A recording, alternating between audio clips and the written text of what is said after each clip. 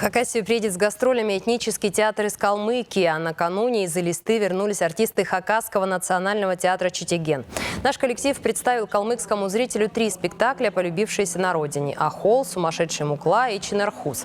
По словам актеров, публика встретила все постановки с большим теплом. Гастроли национального театра из Калмыкии в Абакан запланированы на 9-10 ноября. Артисты привезут 3 самобытных спектакля. Возможность познакомиться с уникальной культурой других народов через театральное искусство у зрителей нашей республики появилась благодаря федеральному проекту «Большой обмен».